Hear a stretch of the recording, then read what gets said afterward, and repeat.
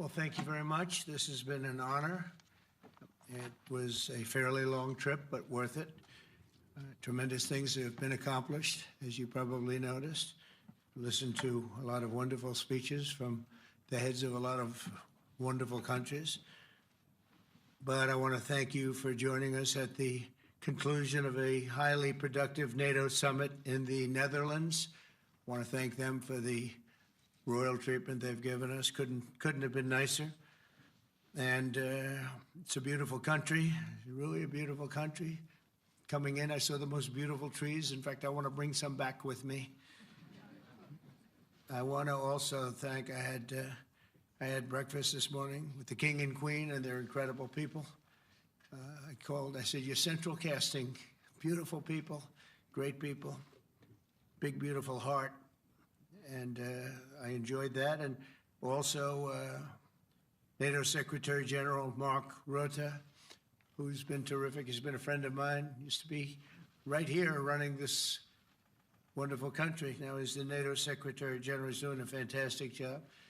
And the Prime Minister, we appreciate everything you've done. And as you know, last weekend, the United States successfully carried out a massive precision strike on Iran's nuclear enrichment facilities, and it was very, very successful. It was called obliteration. No other military on earth could have done it, and now this incredible exercise of American strength has paved the way for peace with a historic ceasefire agreement late Monday, and we call it the 12-day war. Spoke to a few people. I guess that just sounded like the right name. It was a 12-day war. And we think it's over. I don't think they're going to be going back at each other. I don't think so.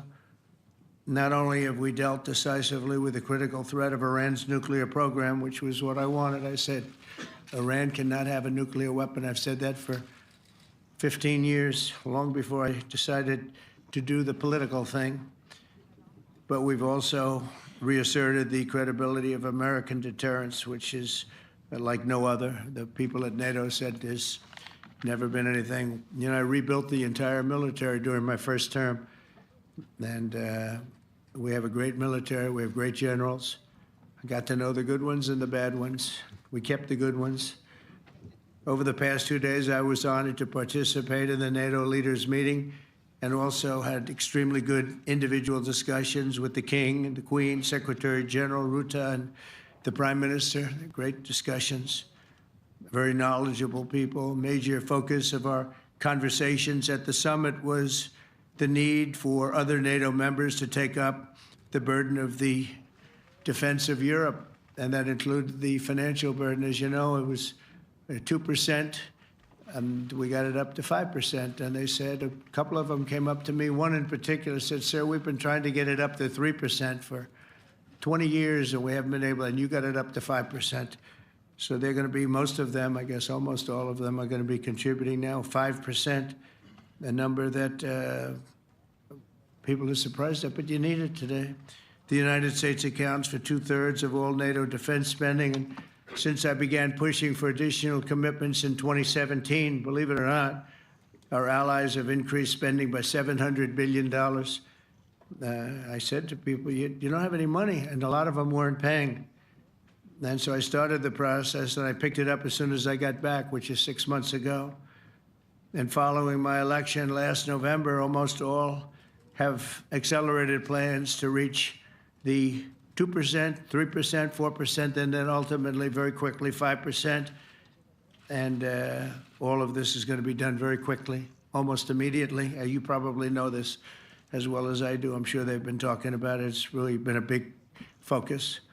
In a very historic milestone this week, the NATO allies committed to dramatically increase their defense spending to that 5% of GDP, something that no one really thought possible. And they said, you did it, sir, you did it. Well, I don't know if I did it, but I think I did. This will be known as the Hague Defense Commitment, which is pretty good, pretty appropriate. When the allies reach this number, it will add more than $1 trillion a year. Think of that, $1 trillion per year to our common defense. And this is a monument really to victory, but it's a monumental win for the United States, because we were carrying much more than our fair share. It was quite unfair, actually. But this is a big win for Europe and for actually Western civilization. For years, past administrations failed to get most allies to contribute even the 2%. I remember when I came here, we had 4 countries that were up to 2%, and I remember Poland was there. A couple of them were there, and but most of them were. We had 28 at the time. As you know, it's increased a little bit, and they've agreed now to more than double their budgets in all cases. And Europe stepping up to take more responsibility for its security will help prevent future disasters like the horrible situation with Russia and Ukraine, and hopefully we're going to get that solved. Last week they lost 7,000 soldiers, mostly soldiers, but they're also getting hit in Kiev. They're getting hit in some of the towns also. And that means life. Life is disappearing also in the cities and towns. Should have never happened, would have never happened if I was president. I said it 1,000 times, and it never did happen. It's never even thought about. But it's vital that this additional money be spent on very serious military hardware, not bureaucracy, and hopefully that hardware is going to be made in America, because we have the best hardware in the world. You saw that, where 14 missiles were shot at us the other day. And they were very nice. They gave us warning. They said, we're going to shoot them. Is 1 o'clock okay? They said, it's fine. And everybody was emptied off the base, so they couldn't get hurt except for the gunners. They call them the gunners. And out of 14 high-end missiles that were shot at the base in Qatar, all 14, as you know, were shot down by our equipment. Amazing stuff. Amazing that they can do. It's like shooting a bullet with a bullet. It's the same thing if you think about it. 14 out of 14, and they weren't even that surprised. I said, do you do that well often? They say, we pretty much do, sir. The Ukraine crisis has also highlighted the urgency of rebuilding our defense industrial base, both in the United States and among the allied nations. We cannot afford to be dependent on foreign adversaries for critical minerals. And as you know, we made a deal with Ukraine to take a vast amount of the land they have for minerals. We need it. And once again, I want to thank all of the people in the Netherlands, incredible people. It's a great place. And all of the NATO allies for the tremendous summit that we just had.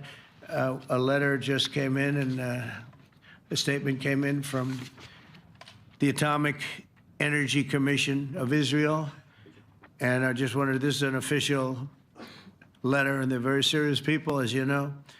The devastating U.S. strike on Fordo destroyed the site's critical infrastructure and rendered the enrichment facility totally inoperable. It was devastated. We assessed that the American strikes on Iran's nuclear facilities has set back Iran's ability to develop nuclear weapons for many years to come. This achievement can continue indefinitely if Iran does not get access to nuclear material, which it won't. It's so sad that that whole thing had to go. But I just want to thank our pilots. You know, they were maligned and treated very bad, demeaned by fake news CNN, which is back there, believe it or not, wasting time, nobody's watching them, so they're just wasting a lot of time, wasting my time. And the New York Times, they put out a story that, well, maybe they were hit, but it wasn't bad. Well, it was so bad that they ended the war. It ended the war. Somebody said in a certain way, you know, that it was so devastating, actually. If you look at Hiroshima, if you look at Nagasaki, you know, that ended a war too. This ended a war in a different way, but it was so devastating. Also, they have, out of Dubai, just came that Iran's foreign ministry spokesman, this is Iran's foreign ministry, says its nuclear installations were very badly damaged by the American strike. So what bothered me about these reports with fake reports put out by the New York Times, failing, I call it the failing New York Times because it's doing terribly. Without me, it would be doing no business at all. But, and by fake news, CNN and MSDNC, all of these terrible people, you know, they have no credibility. You know, when I started, they were at 94% credibility, the media. Now it's at 16%. And I'm very proud of it because I've exposed it for what it is. But when I saw them starting to question the caliber of the attack, was it bad? Well, it was really bad. It was devastating. They were obliterated. In fact, you can't get into the tunnels. They just put that over. That just came out. They can't, there's nothing, there's no way you can even get down. The whole thing is collapsed in a disaster. And I think all of the nuclear stuff is down there because it's very hard to remove. And we did it very quickly. When they heard we were coming, it was, you know, you can't move it. Very hard, very dangerous, actually, to move to. And they also knew we were coming, so I don't think too many people want to be down there knowing we're coming. With the bunker busters, as we call them, we're the only ones that have them. We have the best equipment, best nuclear equipment, and we have the best equipment in the world. And by the way, we can't forget our submarine, which was out there, submarines actually, but submarine was out there. We shot 30 rockets into an area, every single one of them. I think it was almost 400 miles away, I think, Pete, right? 400? And long. It was in the ocean, long ways away. And we shot a total of 30. Every single one of them hit within 9 inches from where it was supposed to be. It took out a lot because we didn't do just Fordo. We did 2 others in addition, which hadn't been completely destroyed. So we hit them with a submarine from hundreds of miles away. Amazing, just amazing equipment. Greatest submarines in the world. Nobody's even close. They're 20 years behind us when it comes to submarine technology. So that's one, and the other was from the Atomic Energy Commission, and they have about 3 or 4 of them now coming in from atomic energy commissions from various places. But the one that we have that just came out, we released it a little while ago, was from the Israeli Atomic Energy Commission, but numerous of them are getting to see the site, and the site has been demolished. And again, we had these brave patriots, these incredible flyers, these people that can fly a plane better than anybody can fly a plane, going into very hostile territory, flying into the territory that has got more missiles and things pointed at it. But it was very stealth. They didn't get to see it. It was dark. That's the amazing thing about the shots. They hit the shots perfectly, and yet it was dead dark. There was no moon. There was no light. It was virtually moonless. It was very dark, and the shots were hit perfectly. But when they get demeaned, and they were very upset about it because they knew how strong it would be. Back in Missouri, the pilots flew about 36 hours, 2 ways, far distance, and in those incredible B-2s. And we then had the F-22s, and we had the F-35s, and we had other planes, and we had, I think, a total of 52 tankers. That means the big tankers, because the refueling was a lot for all of the different planes that we sent. Incredible operation, and I have to say, General Raisin Cain was incredible. That's why he beat ISIS, and we beat ISIS in a matter of weeks. I was told it would take 4 to 5 years. We did it in a few weeks. And he was great. That's why he's the head of the Joint Chiefs of Staff right now, because I had a very good experience with him. He knocked out ISIS in a period of literally a few weeks. Amazing. And it was supposed to take a few years, 5 years to be exact. So we had a great victory there, and we then came here, and I think we had a great victory here. But this is an ongoing project. This is the safety of Europe, the safety of the world. And they've raised it from 2% to 5%, something which nobody, and you're talking about over $1 trillion a year. So we're talking about a lot of money from coming in from countries that were not paying nearly enough to be effective. So I have, as you know, Marco Rubio with me, and Pete Hegseth, Secretary of State and Secretary of War. Should we say Secretary? You know, it used to be called Secretary of War. Maybe for a couple of weeks we'll call it that, because we feel like warriors. Used to be called Secretary of War. In fact, if you look at the old building next to the White House, you can see where it used to be Secretary of War. Then we became politically correct, and they called it Secretary of Defense. I don't know, maybe we'll have to start thinking about changing it, but we feel that way. Do we have any questions, please? Wow. That's a lot of questions. Who's a nice person? Oh, you're not a nice person, but I'll let you ask one. Go ahead. What's he going to ask? He is not nice at all. I know him well. Thank you, Mr. President. Yeah. Thank you for taking the time before flying home. You just said you believe the conflict between Israel and Iran is over. What makes you so confident it is? And what do you do if it isn't? Because I dealt with both, and they're both tired, exhausted.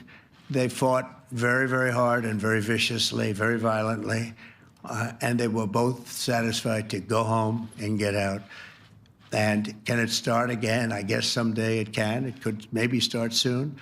I think a big telltale sign was when, as you know, Iran somewhat, by not much, violated the ceasefire, and Israel had the planes going out that morning, and there were a lot of them, 52 of them. And I said, you got to get them back. And they brought them back. They didn't do anything. They brought them back. It was very good. I thought it was amazing, actually. They have fought a hell of a war. They fought very hard. I think the war ended, actually, when we hit the various nuclear sites with the planes. And I just hope you people can give these pilots, these are the best pilots in the world. They're the best shots in the world. They call them shots. That's what they are. And wait a minute. And I just hope you can give them the respect they deserve, because they came home to fake news.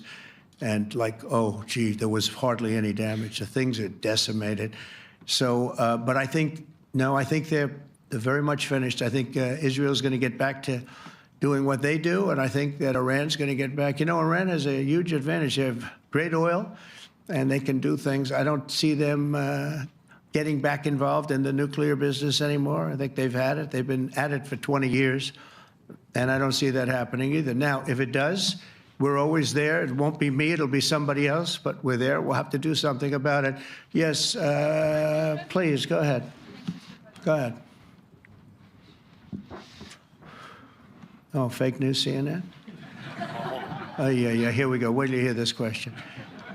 You should really say how great our soldiers and our warriors are. I think everyone appreciates our soldiers and our warriors. I do have two questions for you, Mr. President. You just cited Israeli intelligence on these attacks. Earlier, you said U.S. intelligence was inconclusive. Are you relying on Israeli intelligence for your assessment of the impact of the strikes? No, this is also, Iran made the statement.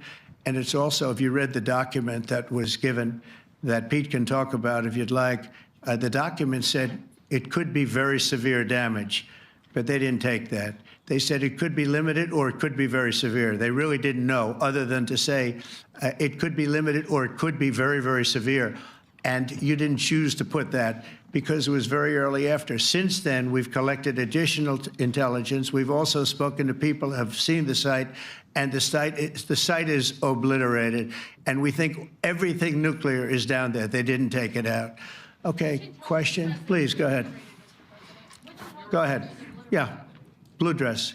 Thank you so much, Mr. President. Yesterday, you said China can now continue to purchase oil from Iran. Yeah. Are you giving up on your maximum pressure campaign? Because there are sanctions right now. With who? On Iran. No, look, they just had a war. The war was fought. They fought it bravely. I'm not giving up. They're in the oil business. I mean, I could stop it if I wanted. I could sell China the oil myself. I don't want to do that. They're going to need money to put that country back into shape. We want to see that happen. No, if they're going to sell oil, they're going to sell oil. We're not taking over the oil. We could have, you know. I used to say with Iraq, keep the oil. I could say it here, too. We could have kept the oil. No, China is going to want to buy oil. They can buy it from us. They can buy it from other people. But you're going to have to put that country back into shape. It desperately needs money. Yeah. Yeah, please. Here we go. I'm picking the beauties today. Go ahead. Mr. President, Secretary General Rutte has described President Putin as an adversary, a threat, an enemy. Do you view him the same way? And in addition to that, you mentioned General Kane, your chief of staff, the chairman of the Joint Chiefs of Staff. General Kane. Yes. He has said that Mr. Putin has territorial ambitions beyond Ukraine. Do you view that in the same way? Possible. I mean, it's possible. I know one thing. He'd like to settle. He'd like to get out of this thing. It's a mess for him. He called the other day. He said, "Can I help you with Iran?" I said, "No, you can help me with Russia." Because, you know, in the last few weeks, we took care of India and Pakistan, Kosovo, Serbia. I think on Friday we have coming in, the Congo is coming in, and Rwanda is coming in. That was a vicious war that went on, a machete war, heads chopped off all over Africa. They're coming in. We did 2 others in addition to that. Nobody's ever done anything like this. No, I consider him a person that's, I think, been misguided. I'm very surprised, actually. I thought we would have had that settled easy. I've settled 4 of them in the meantime. But he did call up, and he said, you know, he's close to Iran. He'd like to help us get a settlement. I said, no, you help me get a settlement with you, with Russia. And I think we're going to be doing that, too. Yeah, please. Go ahead, please. Thank you, Mr. President. You've made clear your position on what impact the strikes had. I wanted to ask you what is next with Iran. For instance, is there any indication from U.S. intelligence that Iran was able to move any material, including No, just the uranium? opposite. We think we hit them so hard and so fast they didn't get to move. And if you knew about that material, it's very hard and very dangerous to move. It's called, in many people, they call it dust, but it's very, very heavy. It's very, very hard to move. And they were way down. You know, they're 30 stories down. They're literally 30, 35 stories down underground. You think you got it all? Oh, yeah, we think we got it. We think it's covered with granite, concrete, and steel. Can I ask you, are you interested in restarting negotiations with Iran? And if so, have they reciprocated? So Or is our this sort of people, settled? Marco could answer this, but our people are not, I'm not. The way I look at it, they fought, the war's done, and, you know, I could get a statement that they're not going to go nuclear. We're probably going to ask for that, but they're not going to be doing it. But they're not going to be doing it anyway. They've had it. They've had it. Now, maybe someday in the future we'll want that. But I've asked Marco, do you want to draw, I just asked him the question as we were walking on the stage, do you want to draw up a little agreement for them to sign? Because I think we can get them to sign it. I don't think it's necessary. Marco, do you want to talk about that, please? Well, Mr. President, I think President Trump has shown a willingness to meet and talk to anybody in the world who's interested in peace. I don't know of any president that's been as willing as he has to meet with anyone and talk about peace. We'd love to have peaceful relations with any country in the world. And so obviously that'll depend on Iran's willingness not just to engage in peace, but to negotiate directly with the United States, not through some third country or fourth country process. But I know of no president, probably in our modern history, that's sought peace more than President Trump has. Sounds like the door is open, but you're in no rush. Is that right? Sounds like the door is open, but I'll tell you what, look, we're going to talk to them next week with Iran. We may sign an agreement. I don't know. To me, I don't think it's that necessary. I mean, they had a war, they fought. Now they're going back to their world. I don't care if I have an agreement or not. The only thing we'd be asking for is what we were asking for before about we want no nuclear, but we destroyed the nuclear. In other words, that's destroyed. I said, Iran will not have nuclear. Well, we blew it up. It's blown up to kingdom come. And so I don't feel very strongly about it. If we got a document, it wouldn't be bad. We're going to meet with them, actually. We're going to meet with them. Yeah. Yeah, go ahead, please. Yes. Mr. President, Netherlands TV, thank you for visiting our country. Good. As I Thank you. understood, I, of course, would like to know how you slept last night at the House of the King. Oh, I slept beautifully. But probably a more serious question. I think you just had a meeting with President Zelensky. Did you discuss any ceasefire in this Russo-Ukrainian? No, I wanted to know how he's doing. He was very nice, actually. You know, we had little rough times sometimes. He was, couldn't have been nicer. I think he'd like to see an end to this. I do. I think what I took from the meeting couldn't have been nicer, actually. But I took from the meeting that he'd like to see it end. I think it's a great time to end it. I'm going to speak to Vladimir Putin and see if we can get it ended.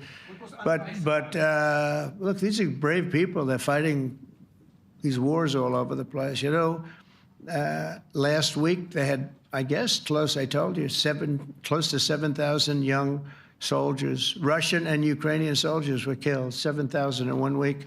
It's crazy. It's crazy. So I'll be speaking to Putin. No, I had a good meeting with with Zelensky, and I had a lot of good meetings. We had a lot of good meetings with a lot of people, a lot of great leaders. But he's fighting a brave battle. It's a tough battle. Yeah. Go ahead, white dress. Thank you. Ida Hallikainen from Finland, Ilta-Sanomat. Good. You have played golf with President Alexander Stubb. How do you see Finland as a NATO ally and partner, and how would you describe your relationship with our president? Well, he's a very good golfer, okay? In fact, he was on his college golf team. He went to a good college in the South, as you know, a very good college, and he was a good golfer. We had a good time.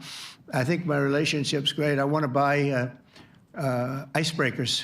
You know, you're very good at icebreakers. And I actually made him an offer. I didn't go to Congress. They'll try and impeach me for this. But there's an old, it's not old, it's fairly new, but it's used icebreaker. And I offered him about 1/3 of what he asked for. But we're negotiating. We need icebreakers in the U.S. And if we can get some inexpensively, I'd like to do that. Actually, they'll fix it up, make it good. Also, we may buy some icebreakers. You know, you're the king of icebreakers, that particular country. They make them good. They make them really good, and they know what they're doing. And so we're negotiating with them for about 15 different icebreakers. But one of them is available now. It's old, and it's old. It's like 5-6 years old.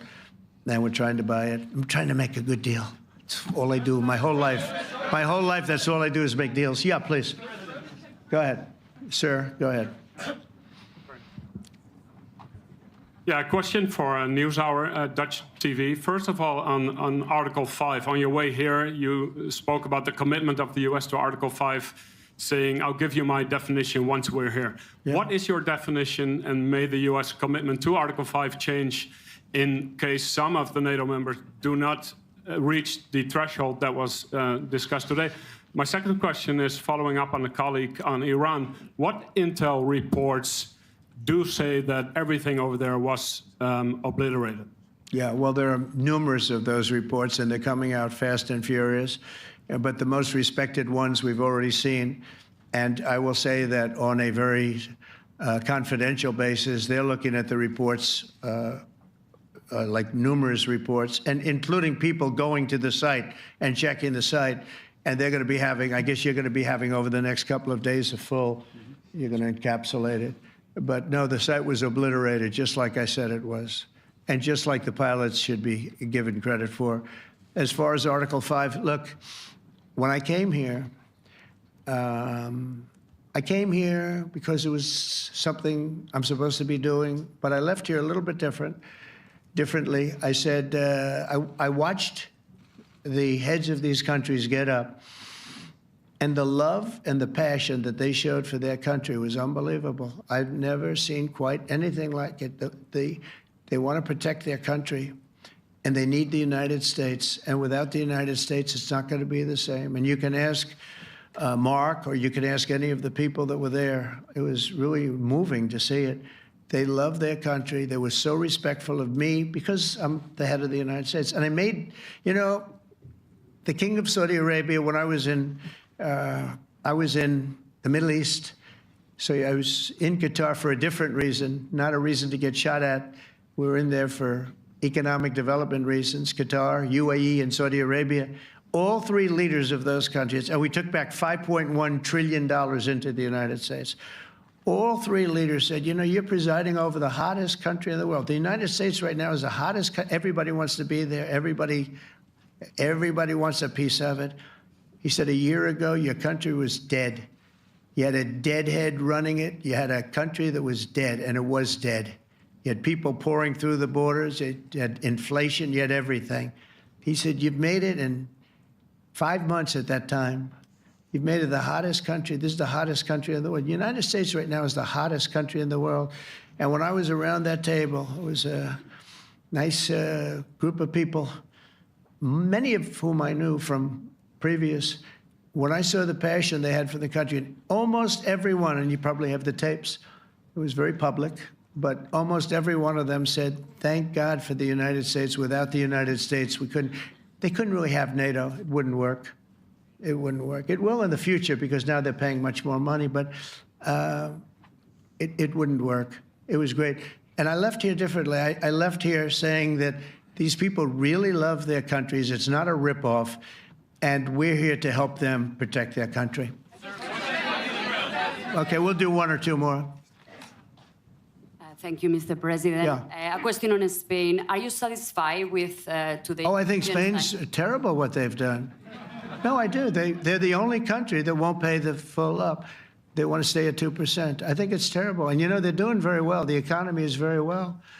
And that economy could be blown right out of the water with something bad happening. You know, Spain is the only country that... Are you from Spain? Yeah. Good, congratulations. You're the only country that is not paying. I don't know what the problem is. I think it's too bad. So we'll make it up. You know what we're going to do? We're negotiating with Spain on a trade deal. We're going to make them pay twice as much. And I'm actually serious about that. We're going to make Spain... I like Spain. I have so many people from Spain that it's a great place and they're great people. But Spain is the only country out of all of the countries that refuses to pay. And, you know, so they want a little bit of a free ride. But they'll have to pay it back to us on trade because I'm not going to let that happen. It's unfair. It's unfair to NATO. All right, sir, please. Go ahead, right in the back. Yeah, you, tall one. The tall man. Mr. President, Johannes Petra from Austrian National Television. How are you? You once said that you would end the Ukraine war in 24 hours. You later said you said that sarcastically. Well, of course it was sarcastic. But you've now been in office for 5 months and 5 days. Why have you not been able to end the Ukraine war? Because it's more difficult than people would have any idea. Vladimir Putin has been more difficult. Frankly, I had some problems with Zelensky. You may have read about him. And it's been more difficult than other wars. I mean, look, we just ended a war in 12 days that was simmering for 30 years, frankly. We ended Rwanda and the Congo. It's coming to sign the documents. We've already signed basic documents, but they're coming, I think, to the White House on Friday. We ended, Serbia was going to go at it. But maybe the most important of all, India and Pakistan. And that wasn't whether or not they may someday have nukes like we're talking about in the Middle East, like we're talking about with Israel and Iran. This is they have nuclear weapons. I ended that with a series of phone calls on trade. I said, look, if you're going to go fighting each other, it was getting very bad. You know how bad that last attack was. It was really bad. If you're going to go fighting each other, we're not doing any trade deal. No, no, no, you have to do a trade deal. I said, we're not doing any trade deal. And in fact, I had the general, who was very impressive. The general from Pakistan was in my office last week. You know, Prime Minister Modi is a great friend of mine. He's a great gentleman. He's a great man. And I got them to reason. I said, we're not doing a trade deal if you're going to fight. And if you're going to fight each other, we're not doing a trade deal. And you know what? They said, no, I want to do the trade deal. We stopped the nuclear war. Go ahead. Go ahead, Jeff. Here's another beauty, Jeff. He's a beauty, all right. Go ahead. Mr. President, to follow up on Ukraine, will the United States contribute any more money to Ukraine's defense this year to the $5 billion that allies are giving? And one question, you had another meeting with the Dutch opposition leader, Mr. Wilders. Can you tell us about that meeting? And are you upset about his anti-Muslim stance? I'm not upset about it. It's just his view. He's unhappy with the way things are going in this country and various countries. He was an opposition leader. And I was asked to meet with the opposition leader by the people that are running. I think they have some deal where if you have a meeting, you're supposed to meet with an opposition leader. I said, that's strange. We don't do that. But I met with I didn't know him. He seemed like a very nice guy, but he's in opposition to the current people, and that was set up by the current people. So I assume when I met with the Prime Minister, you're supposed to meet with the opposition. We'll have to try that sometime in our country. Let's not do it. But I thought he was very good. As far as money going, we'll see what happens. There's a lot of spirit. Look, Vladimir Putin really has to end that war. People are dying at levels that people haven't seen before for a long time. Go ahead. Go ahead. White shirt. Oh, she's all excited. Okay. So, BBC News Ukrainian, I would Where are like you to ask from? you- I'm from Ukraine. Oh, So my wow. question to you is whether or not the US is ready to sell anti-air missile systems Patriot to Ukraine. We know that Russia has been pounding Ukraine really heavily right now. Are you And, living yourself now in Ukraine? my husband is there. Wow. and- I can see you're very, it's amazing. And me with the kids, I'm in Warsaw actually, because he wanted me to be. Is your husband a soldier? No? He's, He's there now? yeah, Wow. That's rough stuff, right? That's tough. And you're living here? in Warsaw. And you're a reporter? I am. Good. So let me just tell you, they do want to have the missiles, okay, as they call them, the Patriots. And we're going to see if we can make some available, They're very hard to get. We need them too. We were supplying them to Israel, and they're very effective, 100% effective. Hard to believe how effective. And they do want that more than any other thing, as you probably know. That's a very good question, and I wish you a lot of luck. I mean, I can see it's very upsetting to you. So say hello to your husband, okay? Thank you. Go ahead. Thank you. Thank you, Mr. President. You were criticizing Where are you from? Bloomberg News. Oh, Bloomberg. That's wonderful. You were criticizing the Federal Reserve Chair before coming to this summit. Yeah, I think he's terrible. I was wondering if you've begun interviewing different candidates for the Fed pick. Yeah, I know within 3 or 4 people who are going to pick. I mean, he goes out pretty soon, fortunately, because I think he's terrible. We have no inflation. We have a tremendous economy. Hundreds of billions of dollars of tariff money is pouring in. Factories are being built because they don't want to pay the tariffs, so they're building them all over the country. I think we're close to $15 trillion. I told you $5.1 trillion from the Middle East alone, but of investment money coming in. There's never been anything like that in the history of our country. But we have no inflation. And we have borrowing because Biden, stupidly, they did short-term debt. So we have borrowing coming up. And, we'll go 10 years, maybe longer, maybe shorter, but we'll go a long period of time when we do the debt. And because of him, because of this guy, we will have to pay for years. We'll be paying for him. And I said to him, listen, there's no inflation. He says, but maybe there'll be some. That's true. I said, if there is some, what you do is raise the rate. I'm okay with that. You raise the rate in 2 years from now or in a year from now. But because the rate's high, we have to pay more for debt. It's pretty equal. In other words, if it's 4%, it's 4%. If you drop it a point, you'll pay 3%. So it's fairly equal, not necessarily, but fairly equal. So we're going to end up paying maybe 2 points or 3 points more. 3 points would be about $900 billion a year because of this very average mentally person. He's an average mentally person. I'd say low in terms of what he does, low. Low IQ for what he does, okay? Wait, so instead of paying $900 billion, we don't want to pay 900 just because he doesn't want to lower the rate. I said, if there's inflation in 2 years or 3 years or 1 year from now, you raise the rate and you take care of the inflation, among other things. But he's probably a very political guy, I guess. I don't know. I think he's a very stupid person, actually. All right, one more. Let's go. How about you? Go ahead. She looks so happy and everything. Thank you. That's why I picked I'm her. from Spain, too. I'm Ana Buch from La Vanguardia. I wanted to know if... You're where from? Spain, too. Ah. I wanted to know if you want to... That's the Spain corner right there. Shouldn't have said that. That's okay. I do like Spain, by the way. I think it's unfair that they're not paying, but go ahead. Are you going to negotiate directly with Spain about... I'm going to negotiate directly with Spain. I'm going to do it myself. They're going to pay. They'll pay more money this way. You should tell them to go back and pay. You're a reporter? You tell them to go back. They ought to join all of those countries that are paying 5%. Spain's going to be just about the only one that's not. They were the most hostile toward doing it. It just doesn't make sense to me. Okay. All right, Kelly, go ahead. Here we go. Here's another one. Hello, sir. Thank you We very much. got them all today. Okay.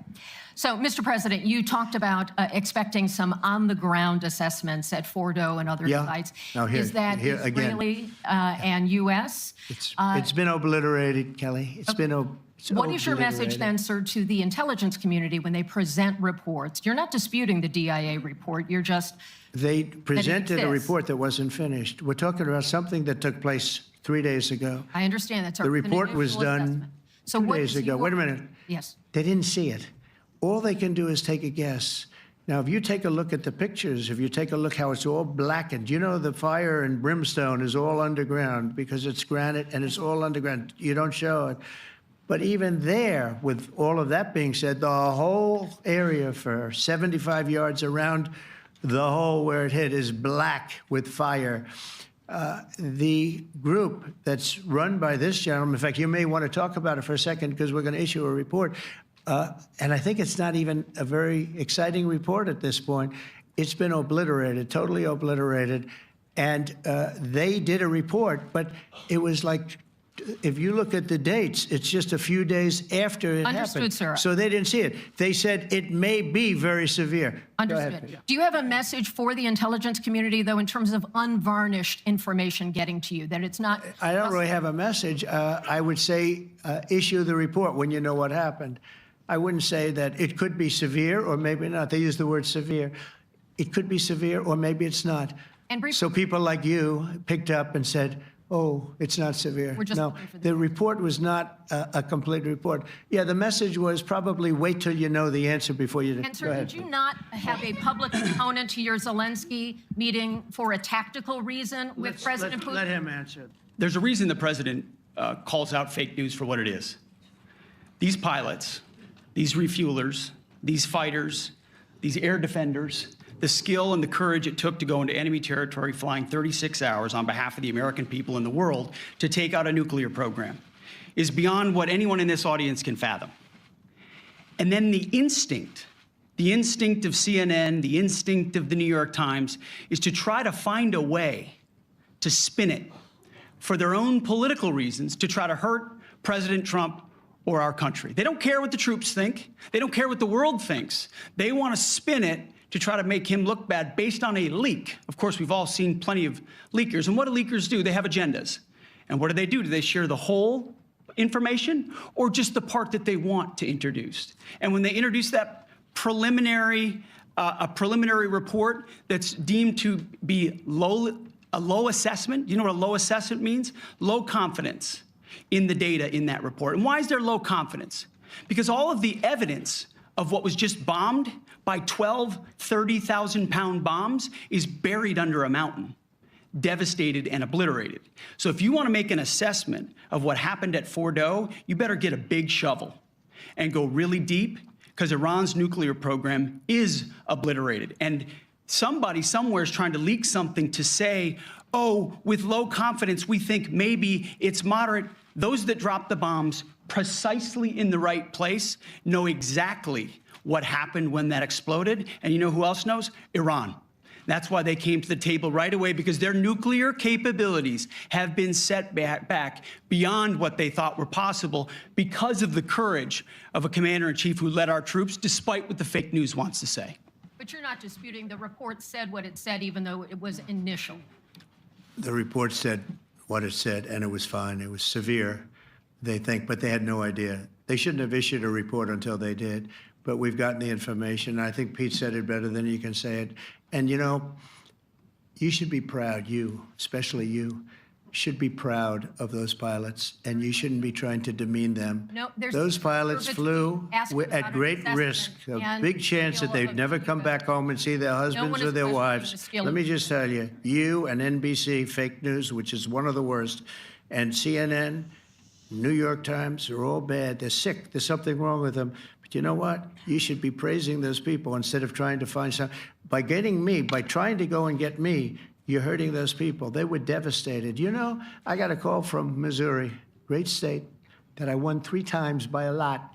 And I got a call that the pilots and the people on the plane were devastated because they were trying to minimize the attack. And they all said it was hit. But we don't think it was really maybe hit that badly. And they were devastated. They put their lives on the line, and then they have, and I'm not referring to you, but real scum come out and write reports that are as negative as they could possibly be. It should be the opposite. You should make them heroes and heroines. You should make them really people that they were so devastated when they heard this news. And you know what they said? One of them, I spoke to one of them, said, "Sir, we hit the site. It was perfect. It was dead on." Because they don't understand fake news, because they have a normal life, except they have to fly very big, very fast planes. But it's a shame. You should be making them heroes. All right, in the back. Go ahead, back, white, yeah. White jacket, yeah. Go ahead, give my mic. Hello. Deborah Haynes from Sky News. Good. Mark Rutte, the NATO chief, who is your friend, he called you daddy earlier. Do you regard your NATO allies as kind of children? No, he likes me. I think he likes me. If he doesn't, I'll let you know. I'll come back and I'll hit him hard, okay? No? He did it very affectionate. Daddy, you're my daddy. Do you regard your NATO allies, though, as kind of like children, and they're obviously listening to you and they're spending more, and you're obviously appreciative of that, but do you hope that actually they're going to be able to defend themselves, defend Europe on their own? I think they need help a little bit at the beginning, and I think they'll be able to, and I think they're going to remember this day. And this was a big day for NATO. You know, this was a very big day. They took it. One of the gentlemen said, "You know what? We've been trying to raise money raise the rate for 30 years," he said, 20 years, from almost the beginning. And he's been there for a long time. He said, "Until you came along, it never happened. What you did is amazing." It's been sort of an amazing day for a lot of reasons, but also for that. Yeah, go ahead. Do you think they can do it without you, though, in the future? Can they do it without Well, ask Mark. States? I mean, you have to ask Mark, okay? So we're heading back. We're heading back. I want to thank these two gentlemen behind me. They're incredible people, both of them. They've done a fantastic job. And Susie's in the front, and she's done great. And Monica, thank you very much. That was quite an exciting time. And we're going to be heading back. We'll be back soon, and we'll see you in Washington, D.C. Remember this, we have the hottest country anywhere in the world. Thank you very much, everybody. Thank you.